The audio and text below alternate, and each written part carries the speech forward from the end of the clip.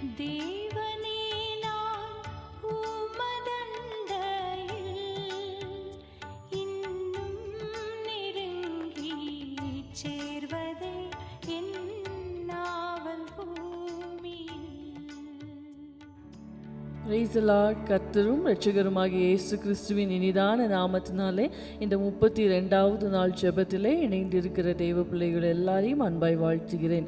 இன்றைக்கும் கூட நாம் தேவனோடு கூட நெருங்கிய உறவிலே வளர, நாம் தேவனோடு கூட ஐக்கியப்பட, நம்முடைய ஆவிக்குரிய வாழ்க்கையிலே நாம் அடுத்த கட்ட நிலையை அடைய நாம் செய்ய வேண்டிய ஒரு காரியத்தை குறித்து தான் நாம் இன்றைக்கும் தியானிக்க போகிறோம். நேற்றைய தினத்திலே நாம் மோசேயை குறித்து பார்த்தோம். மோசே 40 நாட்கள் தேவனுடைய சமூகத்திலே இரவும் பகலும் தேவனோடு கூட தனிமையில் இருந்தார்.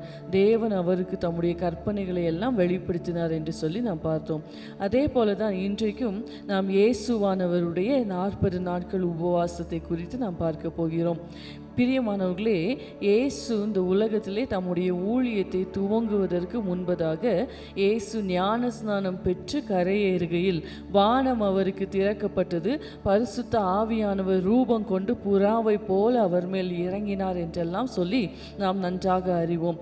அதற்கு அடுத்த வசனத்திலே நாம் பார்த்தோம் என்றால் மத்தேயு 4வது அதிகாரம் அதனுடைய 1வது வசனம் சொல்லுகிறது, அவர் ஞானஸ்நானம் பெற்று பரிசுத்த ஆவியின் அபிஷேகத்தை பெற்ற பொழுது ஆவியானவராலே அவர் வனாந்தரத்துக்கு நேராய் நடத்தப்படுகிறார்.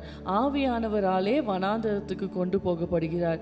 அங்கே இரவும் பகலும் 40 நாட்கள் உபவாசமாய் இருந்த பின்பு சத்துருவானவன் சோதிக்க வருகிறதை நாம் பார்க்கிறோம். பிரியமானவர்கள், இந்த 40 நாட்கள் அவருக்கு ஒரு மறுரூபத்தின் அனுபவம். பிரியமானவர்களே, இயேசுவுக்கு 40 நாட்கள் மறுரூபத்துக்கு தேவையா அப்படின்னு சொன்னால், அது எதுக்கு அப்படின்னு சொன்னால் நம்மளுக்கு ஒரு மாதிரியை காண்பிக்கும்படியாய். நாம் நேற்றைய தினத்திலே பார்த்தது போல வனாந்தரத்துக்கு ஏன் ஆவியானவர் வழி நடத்தி செல்ல வேண்டும் என்றால் ஒரு தனிமையின் அனுபவம்.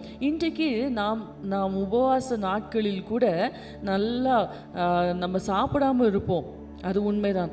அநேகர் பட்டினியாக இருப்பதுண்டு, ஆனால் தேவ சமூகத்தில் அமர்றதே கிடையாது. நான் இன்னைக்கு ஃபாஸ்டிங் அப்படின்னு நம்ம சொல்லுவோம், ஆனால் நம்முடைய வேலைகளை நாம் செய்து கொண்டே இருப்போம். தேவ சமூகத்தில் கொஞ்ச நேரம் கூட நாம் அமரவே மாட்டோம். இது உபவாசமே கிடையாது பிரியமானவர்களே. இது நம்ம சாப்பிடாமல் இருக்கிறது ஒன்றுதான். ஆனால் தேவ சமூகத்தில் நாமே தனிமைப்படுத்துகிற ஒரு அனுபவம் நமக்கு நிச்சயமாக தேவை. அப்படிப்பட்ட தனிமையின் அனுபவம், தனிமையில் ஆண்டவரோடு கூட செலவழிக்கிற நேரங்கள் மிகவும் வல்லமை வாய்ந்த நேரங்களாக நமக்கு காணப்படும். பிரியமானவர்கள், நாம் இங்கு பார்த்தது போல ஆவியானவராலேயே வழி நடத்தி செல்லப்படுகிறார்.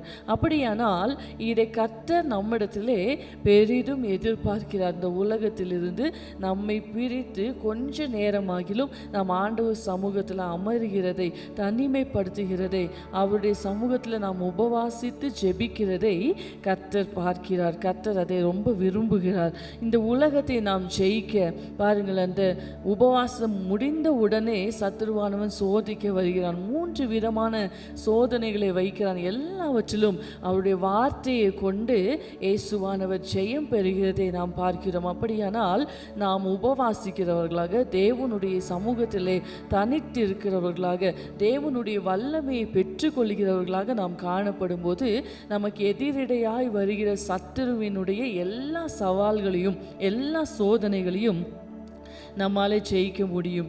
ஏன் இயேசுவானவர் நமக்கு மாதிரியை காண்பிக்கும்படியாக 40 நாட்கள் உபவாசம் இருக்க வேண்டும் என்று சொன்னால், it's a period of transition என்று சொல்லலாம். அதாவது நமக்கென்று சொல்லி ஒரு மாதிரியை முன்வைத்து போனார்.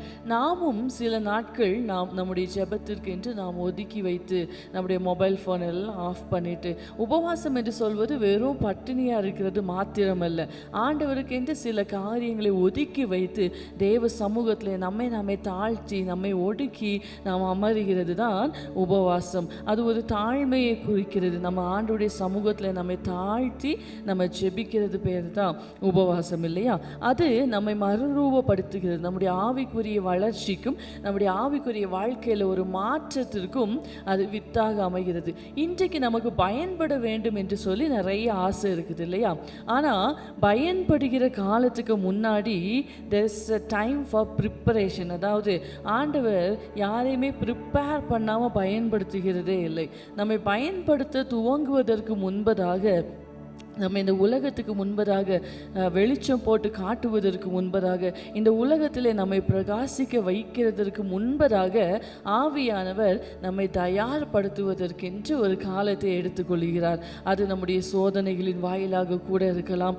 இல்லை என்று சொன்னால் அநேக சூழ்நிலைகளிலே நாம் பிசாசை ஜெயிக்கிறவர்களாக, வருகிற எல்லா சோதனைகளையும் ஜெயிக்கிறவர்களாக கர்த்தர் நம்மை ஒவ்வொரு நாளும் உருவாக்குகிறார்.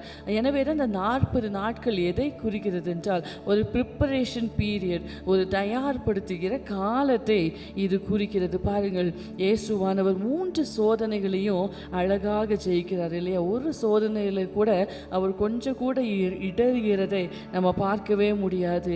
விக்டரி ஓவர் ஆப்பிடைட், அதாவது மனுஷன் பசி வந்துச்சுன்னா எல்லாத்தையும் மறந்துடுவார்ல. ஏசாவை கூட நம்ம பார்க்கிறோம், அவனுடைய பசி நிமித்தமாக சேஷ்ட புத்திர பாகத்தை அலட்சியம் பண்ணி விற்று போடுகிறதை நாம் பார்க்க முடியும். அது மாத்திரமல்ல, தன்னுடைய பெருமைக்கு, அதாவது தன்னுடைய ப்ரைடுக்கு எதிராக, ஒரு செல்ஃப் ரெஸ்பெக்டுக்கே எதிராக ஒரு சோதனை வருகிறது. அதிலேயும் கர்த்தர் ஜெயிக்கிறத நம்ம பார்க்க முடிகிறது. 3வது சோதனை காம்ப்ரமைஸ் பண்ணி போகிற சூழ்நிலை. இன்றைக்கும் நிறைய ஆவிக்குரியவர்கள் என்ன செய்கிறோம் அப்படின்னு சொன்னால், நம்ம இந்த உலகத்தோட காம்ப்ரமைஸ் பண்ணி போனால், அவங்களோட ஒத்து வாழ்ந்தால் நமக்கு என்ன பிரச்சனை வரப்போகுது, எதுக்கு நம்மளுக்கு தேவையில்லாத பிரச்சனை, அதனால் காம்ப்ரமைஸ் பண்ணிடலாம் இப்படின்னு சொல்லி நம்ம நிறைய சூழ்நிலைகளில் அதை நம்ம ஜெயிக்காமல் விடுவது உண்டு. ஆனால் கர்த்தர் பாருங்கள், எல்லாவற்றையும் ஜெயம் சிறக்க அவருக்கு அந்த உபவாச நாட்கள், அந்த தனிமை நாட்கள் மிகவும் உதவிகரமாக அமைந்தது. பிரியமானவர்களே, கர்த்தர் இந்த காலை வேளையில் நம்மோடு கூட பேசுகிற வார்த்தை இதுதான். இயேசுவானவரை போல நம்மை நாமே தனிமைப்படுத்தி, இந்த உலகத்தின் பால் ஈர்க்கப்படாமல், இந்த உலகத்தின் மனிதர்களோடு உள்ள, இந்த உலகத்தினுடைய பொருட்களோடு உள்ள தொடர்பை கொஞ்ச நேரம் நம்ம தனிமைப்படுத்தி ஆண்டவருடைய சமூகத்தில் ஒவ்வொரு நாளும் அமர்வதை கர்த்தர் எதிர்பார்க்கிறார். இயேசுவுக்கே 40 நாட்கள் என்று சொன்னால், நம்ம ஜெபிக்கிற இந்த 10 நிமிஷம் ஜெபம் நமக்கு பத்தாது இல்லையா? அதனால் ஆண்டவருடைய சமூகத்தில் அதிகமான நேரத்தை செலவழிக்க, அவருடைய பிரசன்னத்தில் அமர நாம் முயற்சி செய்வோம். நாம் ஜெபிக்கலாமா? எங்களை அதிகமாய் நேசிக்கிற எங்கள் அன்பின் தகப்பனே, இந்த புதிய நாளுக்காக உமக்கு நன்றி செலுத்துகிறோம். இந்த புதிய நாளிலும் உம்முடைய புதிய கிருபை ஆண்டவரே, உம்முடைய பாதுகாப்பு எங்களை தாங்குவதாக, உம்முடைய பிரசனம் இந்த நாள் முழுவதும் எங்களை நடத்துவதாக என்று சொல்லி செபிக்கிறோம். ஆண்டவரே, நாங்கள் இன்று கற்றுக்கொண்டது போல ஆண்டவரே, உம்முடைய சமூகத்திலே நாங்கள் அநேக நேரங்களை காத்திருந்து எங்களை நாங்களே ஒடுக்கி ஆண்டவரை உபவாசித்து தனிமையிலே உம்மோடு கூட அமர்ந்து ஆண்டவரை பரிசுத்த ஆவியானுடைய வல்லமையை பெற்றுக்கொள்ள, சத்துருவை ஜெயிக்கிறதற்கு ஆண்டவரே நாங்கள் தேவ பலனால் நிரப்பப்பட கர்த்தர் எங்கள் ஒவ்வொருவருக்கும் உதவி செய்ய வேண்டுமாய் ஜெபிக்கிறோம். ஆண்டவரே, இந்த புதிய நாளிலும் ஆண்டவரே, இந்த பிள்ளைகள் ஒவ்வொருவரையும் உம்முடைய புதிய கிருபை தாங்குவதாக ஆண்டவரே, உம்முடைய பாதுகாப்பு கூட இருக்கும்படியாய் ஜெபிக்கிறேன். இயேசுவின் நாமத்தில் கேட்கிறேன், ஜீவனுள்ள நல்ல பிதாவே. ஆமேன், ஆமேன். God bless you. கர்த்தர் உங்களை ஆசீர்வதிப்பார். ஆமேன்.